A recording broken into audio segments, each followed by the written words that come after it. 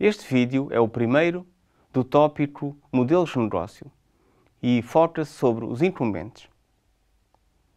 Os incumbentes são as organizações que existem e que têm uma certa forma de trabalhar. Quanto mais antiga, quanto mais eles próprios forem antigos, porque é difícil mudar a forma de trabalhar depois das organizações estarem a funcionar, e também podem ser, conforme os setores, menos ou ainda menos digitalizados, digamos assim. Bom, e existem, no fundo, três tipos de transformações digitais que as organizações podem fazer. A experiência do cliente, que foi o primeiro tópico, depois a nível operacional dos processos, das operações, que foi o que vimos no segundo tópico, e este tópico foca-se nos modelos de negócio. O que é um modelo de negócio? Eu gosto de definir um modelo de negócio, isto é a minha definição privada ou particular, que é a forma de ganhar dinheiro. Claro que num organismo público o conceito de modelo de negócio tem de ser ligeiramente adaptado e não é tanto a forma de ganhar dinheiro, porque as receitas do organismo público mais ou menos são garantidas no princípio do ano, mas é como é que nós podemos prestar serviços cada vez mais e melhores com esse dinheiro. Os modelos de negócio são muito difíceis de serem alterados. Difíceis e arriscados, porque há muitas organizações que simplesmente desaparecem por tentarem alterar os seus modelos de negócio. O problema que existe é que a maior parte das organizações nem sequer têm essa liberdade, porque as próprias indústrias estão permanentemente em transformação. Veja-se, por exemplo, e eu gosto muito de exemplos, o caso da indústria automóvel. Até se pode dizer que eu faço automóveis a gasóleo e a gasolina e, portanto, serão cada vez menos poluentes e com mais cavalos e mais confortáveis. Só que, de repente, aparecem os carros elétricos, depois aparecem os carros a hidrogénio e depois aparecem os carros sem condutor. E a minha ideia fixa de fazer carros a gasóleo e gasolina cada vez melhores, de repente, deixa de fazer qualquer sentido. E, portanto, a empresa é obrigada a reinventar-se. O mesmo se passa nos organismos públicos, mas eu darei um exemplo mais para a frente. Portanto, numa organização, o não fazer nada para reinventar o seu modelo de negócio é uma estratégia possível, mas é extremamente arriscada no médio e longo prazo, porque essa indústria, mais cedo ou mais tarde, vai evoluir e, se a organização não estiver preparada, corre o sério risco de desaparecer. Aliás, quando aparece uma inovação disruptiva, existem estudos que indicam que 19 em cada 20 empresas dessa indústria simplesmente desaparece ou é comprada por outra durante essa transformação da indústria como um todo. No final do tópico há um vídeo sobre o Business Model Canvas, que é um modelo para desenhar modelos de negócio, ou se quiser um metamodelo. E esse Business Model Canvas é a ferramenta mais utilizada pelas startups para desenharem os modelos de negócio que pretendem implementar.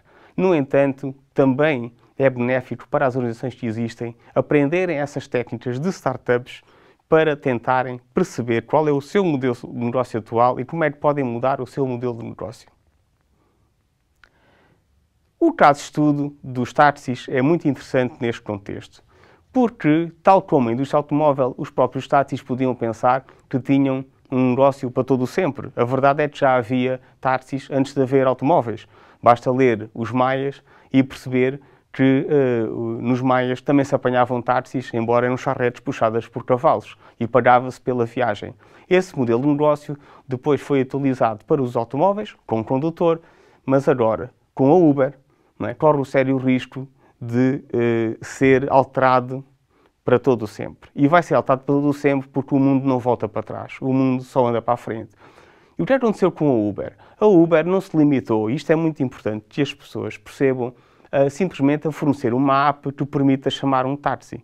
Aliás, os próprios táxis já podiam ter lançado uma app para chamar um táxi há 10 anos atrás e não o fizeram. E era relativamente simples. O que a Uber fez foi muito mais do que uma app para chamar um táxi. A Uber, além da app para chamar um táxi, também permite ver ou certificar-se que o condutor é uma pessoa educada, confiança, etc. O Uber também permite saber quanto é que está a viagem antes de apanhar o táxi. O Uber é uma forma muito conveniente de chamar um táxi, porque não é preciso telefonar para ninguém, não é preciso pôr o dedo no ar, basta usar o telemóvel. A Uber permite saber qual é o melhor caminho e se o taxista está realmente, ou o condutor está realmente a seguir aquele caminho, coisa que nos táxis, como sabemos, nem sempre é verdade. A Uber também permite pagar com cartão de crédito de uma forma muito fácil e transparente. A Uber também permite obter uma fatura de forma muito fácil. Portanto, tudo somado, a Uber fornece uma experiência ao cliente muitíssimo melhor, que apesar de não ser mais barata, porque não é mais barata, mas a experiência é muito melhor, mais fácil e perde-se muito menos tempo com a Uber.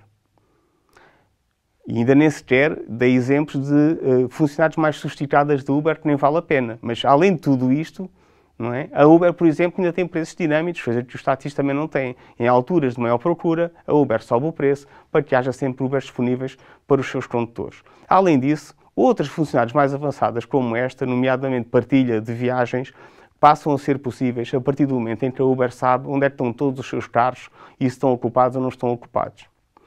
Portanto, esta história, ou este caso de estudo, é extremamente relevante, na minha opinião, para todas as organizações que trabalham numa indústria e que pensam que a sua indústria, como já existe há 100 anos, não vai mudar. Agora, com as novas tecnologias a desenvolverem-se a um ritmo cada vez mais impressionante, todas as indústrias vão mudar. E mais cedo ou mais tarde, essas mudanças vão chegar à sua indústria. E vai haver uma Uber que vai chegar à sua indústria. O outro exemplo, ou caso de estudo, tem a ver com o ensino superior. O ensino superior existe pelo menos há 200 anos e pelo menos há 100 anos que é mais ou menos igual. Portanto, as pessoas vão para a faculdade, fazem 5 anos, têm aulas com professores, fazem exames, fazem 40 e tal disciplinas.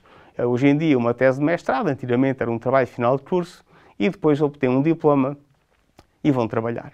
E é assim há 50 anos. Exceto que hoje em dia 50% das pessoas que fazem um curso não conseguem arranjar emprego com o curso que fizeram. Exceto que esse curso de 5 anos, afinal, em média, demora 7 anos a fazer. E exceto que metade das pessoas que entram na faculdade nunca chegam a acabar o curso. Já para não falar do custo de um curso desses. Para o Estado, impostos e para as famílias. E o tempo do próprio curso. O que é que está a acontecer hoje em dia? Estão a começar a aparecer plataformas como o Udacity e outras que oferecem cursos numa fração desse tempo. Em vez de 5 anos, são cursos de 5 meses, em que prometem, e aqui o importante não é se é verdade ou mentira, mas sim a percepção que passa para os clientes, em que prometem um emprego com um curso de 5 meses. Um curso que custa uma fração do preço de um curso numa universidade. E um curso que é online e que as pessoas podem fazer não só em qualquer sítio do mundo, em qualquer altura do dia, ou da noite, ou do fim de semana, inclusive é compatível com uma atividade profissional. E esse curso pode ser feito com uma pessoa que já tenha 30, 40 ou 50 anos para uma reconversão profissional. Coisa que hoje em dia nas universidades é quase impossível, uma vez que as aulas são durante o dia e, portanto, incompatíveis com uma atividade profissional normal, pelo menos uma atividade diurna. Demos 2 exemplos, portanto, a Uber nos táxis e os cursos online no ensino superior, de 2 indústrias que existem há bem mais de 100 anos e estão as duas com, eu diria, ainda não em grandes dificuldades, mas as duas a ver aparecer na sua indústria novas startups, e já não são assim startups tão pequenas como isso. Existem, por exemplo, empresas, a Uber vale dezenas de bilhões de dólares, só em Lisboa tem mais de 3.000 condutores. E os cursos online existem, algumas destas plataformas já têm mais de 65.000 alunos que pagam todos os meses para frequentar os seus cursos. 105.000 é muito aluno.